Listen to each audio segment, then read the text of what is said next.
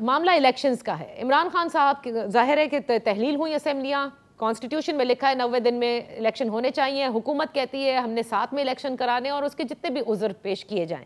लेकिन जो कौमी सलामती का इजलास हुआ है उसकी भी बड़ी अहमियत है कि एक जामे ऑपरेशन दहशतगर्दी के ख़िलाफ़ लॉन्च होना है। यानी हम ये समझ लें कि खैबर पख्तूनख्वा के अंदर तो बड़े मुश्किल लग रहे हैं इंतखाबात, इस फैसले से तो यही लगता है।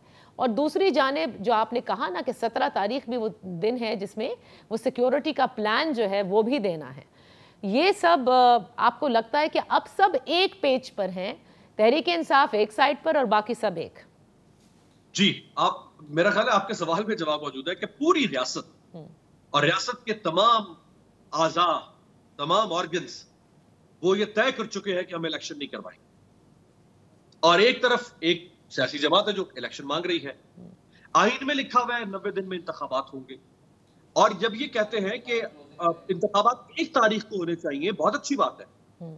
अगर 1 ही तारीख को होने हैं तो फिर जिन 2 सूबों में असम्बलियां नहीं है, मुंतखब ऐवान नहीं है, उन 2 सूबों के अवाम को आप 7 महीने तक नुमाइंदगी के बगैर रखना चाहते हैं, तो आप 2 महीने पहले असेंबली क्यों नहीं तोड़ सकते भाई?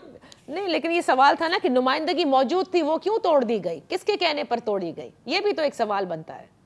तो उस सवाल का जवाब आईने में, दुनिया की किसी भी पार्लियामेंट में किसी, बोरिस जॉनसन ने असेंबली तोड़ी भाई, जिसको मदर ऑफ डेमोक्रेसी कहते हैं। हर 1.5 साल के बाद जापान में असेंबली टूट रही है, हर 1.5 साल के बाद। जो G20 का मुल्क है, चीफ एग्जीक्यूटिव के पास पार्लियामेंट्री डेमोक्रेसी के अंदर चीफ एग्जीक्यूटिव के पास असेंबली डिसॉल्व करने का अनकंडीशनल प्रोगेटिव है। ये प्रोगेटिव 18वीं तरमीम में निकाल देते हैं। ठीक है।